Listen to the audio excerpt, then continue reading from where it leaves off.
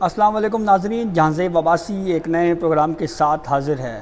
جہاں ایک طرف ریڈ زون میں کنٹینرز رکھ دیے گئے ہیں، ایک دھرنا فیض آباد کے مقام کے اوپر جاری ہے، وہیں پہ کچھ ڈیولپمنٹس یہ ہوئی ہیں کہ وفاقی حکومت کی جانب سے کچھ اہم فیصلے بھی کیے گئے ہیں، اور ان فیصلوں میں سے ایک فیصلہ یہ ہے کہ مخصوص نشستوں کے معاملے کے اوپر جو سپریم کورٹ کی جانب سے فیصلہ دیا گیا ہے، اتحادی حکومت نے متفقہ طور کے اوپر اس معاملے کے اوپر نظر ثانی درخواست دائر کرنے کا فیصلہ کیا ہے۔ اس نظر ثانی کے درخواست میں کیا گراؤنڈز ہو سکتے ہیں، اس کے اوپر بات کریں گے۔ دوسرا، پاکستان تحریک انصاف کے اوپر پابندی عائد کرنے کے لیے وفاقی حکومت نے اعلان کیا ہے، اس کا پروسیس کیا ہے، اس پہ بات کریں گے۔ اور پھر تیسرا فیصلہ ہے جو وفاقی حکومت کی جانب سے اٹھایا گیا ہے کہ عمران خان اس وقت کے سابق صدر مملکت عارف علوی اور قاسم سوری کے خلاف آرٹیکل 6 لگانے کی بھی وفاقی حکومت نے تیاری کر لی ہے۔ اس کا پروسیس کیا ہوتا ہے، ان تینوں موضوعات کے اوپر بات کریں گے۔ ایک ریکویسٹ آپ سے یہ ہے کہ ہمارا چینل سبسکرائب کر لیں تاکہ ہر نئی آنے والی ویڈیو یا اپڈیٹ آپ کو بر وقت مل جائے۔ تو اسٹریٹ اوے چلتے ہیں۔ سنی اتحاد کونسل کی مخصوص نشستوں کے معاملے کے اوپر جو شارٹ آرڈر جاری ہوا ہے، جس میں یہ کہا گیا تھا کہ پاکستان تحریک انصاف کو مخصوص نشستیں دی جائیں، وہ تحریک انصاف جو اس وقت سپریم کورٹ میں فریق ہی نہیں تھی بلکہ کیس لے کے سنی اتحاد کونسل آئی تھی، تو اب یہ فیصلہ ہوا ہے کہ اس معاملے کے اوپر جو ہے وہ نظر ثانی یعنی ریویو فائل کیا جائے۔ اب اس ریویو کے گراؤنڈز کیا ہو سکتے ہیں؟ ایک گراؤنڈ تو یہ ہو سکتا ہے کہ پاکستان تحریک انصاف مرکزی کیس میں فریق ہی نہیں تھی، الیکشن کمیشن میں فریق نہیں تھی، پشاور ہائی کورٹ میں فریق نہیں تھی، تو آپ نے کیسے ان کو نشستیں دے دیں، یہ ایک گراؤنڈ ہو سکتا ہے۔ دوسرا، یہ جو شیڈیول ایک طرح سے جاری کیا ہے کہ یہ امیدوار جو ہیں یہ 15 دنوں میں ان کو مزید وقت دیا جاتا ہے، یہ دوبارہ جو ہے وہ پولیٹیکل پارٹی جوائن کر لیں، یہ کس اختیار کے تحت جاری کیا گیا؟ سپریم کورٹ کو یہ اختیار ہی حاصل نہیں تھا، یہ گراؤنڈ ہو سکتا ہے۔ پھر جو 8 ججز نے اکثریتی ویو میں یہ کہا کہ اگر کوئی دشواری ہو پی ٹی آئی کو یا الیکشن کمیشن کو تو وہ ہمارے چیمبروں میں آ سکتی ہے، تو یہ کیا نگرانی کا کوئی کنسیپٹ ہے یا یہ کیا اختیار استعمال کیا گیا؟ یہ ہو سکتا ہے ریویو۔ پھر اس کے بعد جو قانونی شکوں کو جو پروسیس بتایا ہوا ہے کہ کاغذات نامزدگی کے ساتھ آپ نے پولیٹیکل پارٹی سے ایفیلیشن کا سرٹیفکیٹ لگانا ہے، جو متعلقہ ریکوائرمنٹس ہیں وہ پوری کرنی ہے، تو ان متعلقہ ریکوائرمنٹس کے پوری نہ کرنے کے باوجود بھی سپریم کورٹ یہ کہہ رہی ہے کہ یہ لوگ پی ٹی آئی کے ہیں، تو اس کے لیے جو متعلقہ قانونی شکیں ہیں ان کو غیر مؤثر قرار دے دیا گیا ہے، یہ ایک گراؤنڈ ہو سکتا ہے۔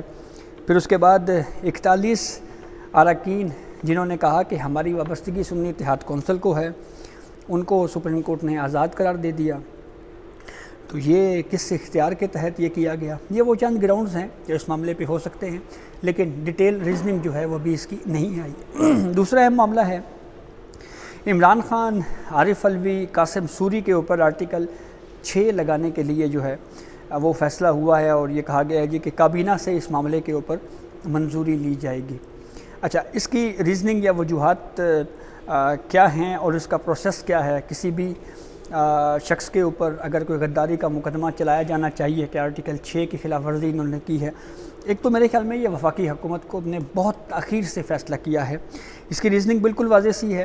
آپ کو یاد ہوگا کہ جب رولنگ آئی تھی جس میں ووٹ آف نو کانفیڈنس سے عمران خان کو بچانے کے لیے ایک رولنگ دے دی گئی، اور اس کو آرٹیکل 5 کا سہارا دے کے یہ کہا گیا جی کہ یہ رولنگ غیر آئینی ہے، پھر وہ سپریم کورٹ میں چیلنج ہوئی، تو اس پہ سپریم کورٹ آف پاکستان نے اس رولنگ کو غیر آئینی قرار دیا، تو اس پہ 2 ججز تھے، ایک مظہر عالم میاں خیل تھے اور ایک غالباً جمال خان بندوخیل تھے۔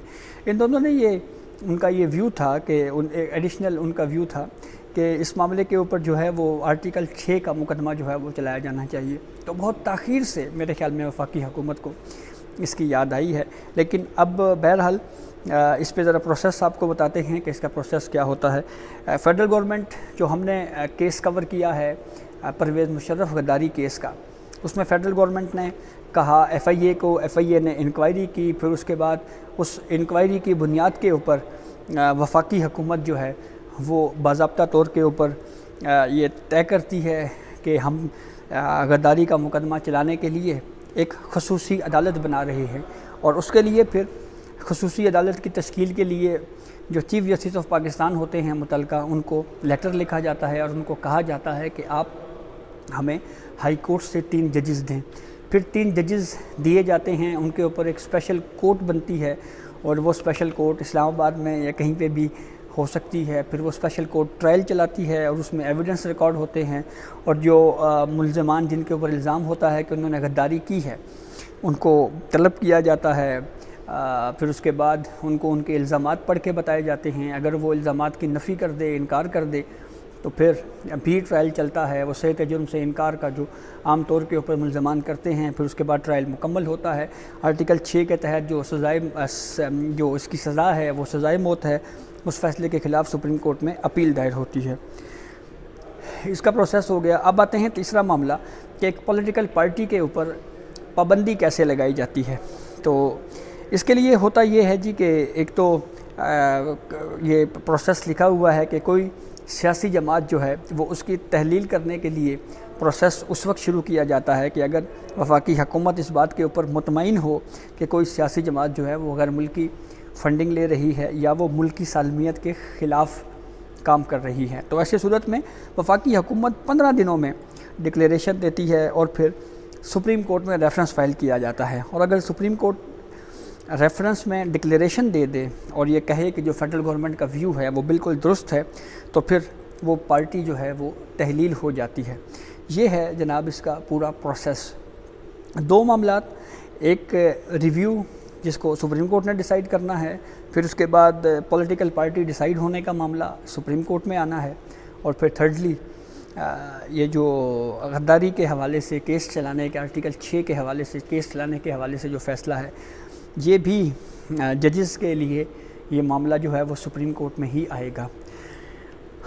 الٹیمیٹلی یہ ڈیسائیڈ سپریم کورٹ نے کرنا ہے، لیکن ایک کوشچن یہ ضرور ہے کہ اگر اس معاملے پہ بھی ناکامی ہوتی ہے تو پھر کیا ہوگا۔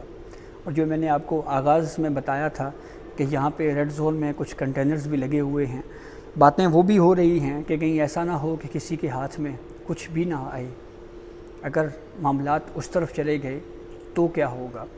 اس وقت پورے ملک میں ایک کیاس کی سی صورتحال ہے، اور بالخصوص جو مخصوص نشستوں کے معاملے کے اوپر جو فیصلہ دیا گیا ہے، اس سے پولیٹیکل اسٹیبلٹی نہیں آئی، بلکہ اس سے یوں لگ رہا ہے کہ مزید سیاسی عدم استحکام جو ہے وہ اس فیصلے کی وجہ سے پیدا ہو سکتا ہے۔